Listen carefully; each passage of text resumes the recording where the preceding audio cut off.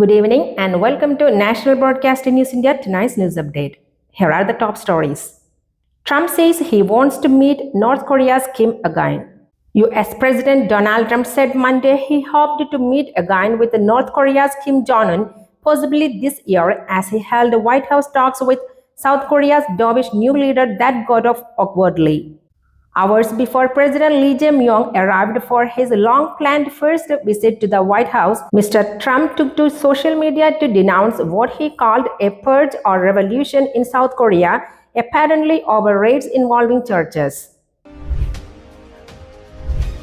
Australia expels Iran ambassador. PM Anthony Albanese says Iran directed anti-Semitic attacks. Australian Prime Minister Anthony Albanese accused Iran of directing at least 2 anti-Semitic attacks in Australia and said the country is cutting off diplomatic relations with Iran.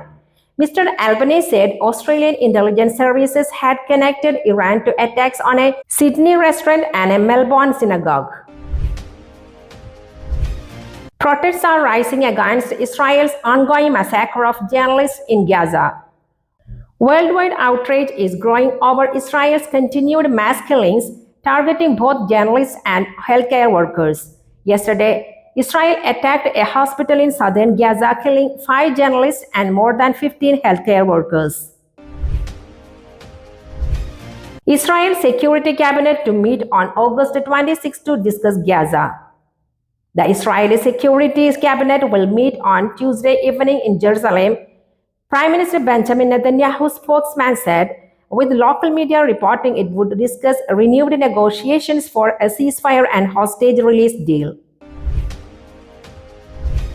Trump orders removal of Federal Reserve Governor Lisa Cook over mortgage fraud allegations. Citing a criminal referral dated August 15 from the Federal Housing Finance Agency's director to the U.S. Attorney General, Mr. Trump wrote in his letter to Ms. Cook, I have determined that there is sufficient cause to remove you from your position. PM Modi visit to Japan, Quad, an important forum for peace and stability in Indo-Pacific, says Vikram Misri. Prime Minister Narendra Modi's 2-day visit to Japan beginning on Friday will reaffirm the two nations' commitment to peace, prosperity and stability in the Indo-Pacific and beyond, Foreign Secretary Vikram Misri said on Tuesday.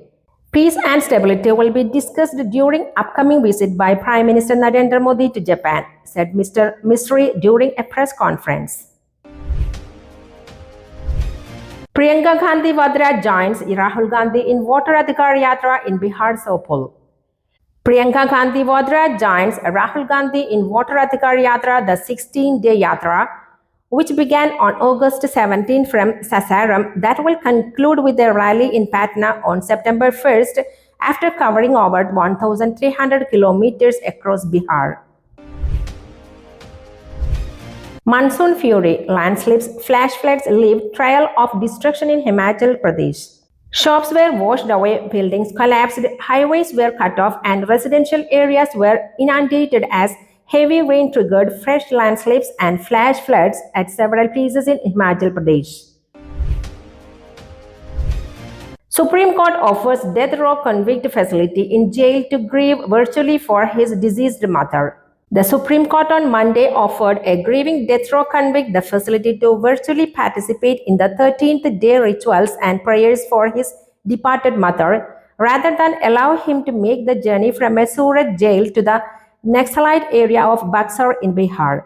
A bench of Justices Vikramnath and Sandeep Mehta suggested they could ask the jail authorities to arrange a video facility in prison for Anil Surendra Singh Yadav condemned to death for the murder and rape of a child. B.T. Satishan dares Kerala CM to act against sexual offenders in government, CPIM.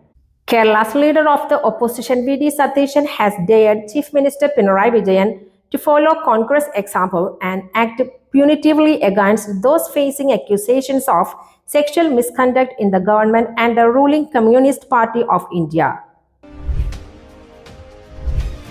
67-year-old man gets double lifetime in POCSO case. A 67-year-old man convicted of sexually assaulting a minor girl was sentenced to double life imprisonment and slapped with a fine of rupees 80,000.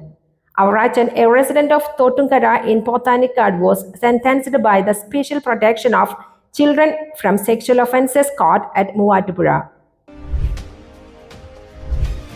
Flower prices are expected to rise sharply in the Onam market. Due to heavy rains in flower cultivation areas, the prices of flowers during the Onam season are likely to increase. Intermittent rains in the flower farms across the Tamil Nadu, Karnataka and Andhra borders have led to a shortage of supply, resulting in a price hike in the Attam market. From today, as people prepare floral decorations in homes, offices and public spaces from Attam to Thiruvanam, prices are expected to be up to 3 times higher than usual. That's all for tonight. Thank you for watching. We will be back with more news tomorrow. Goodbye.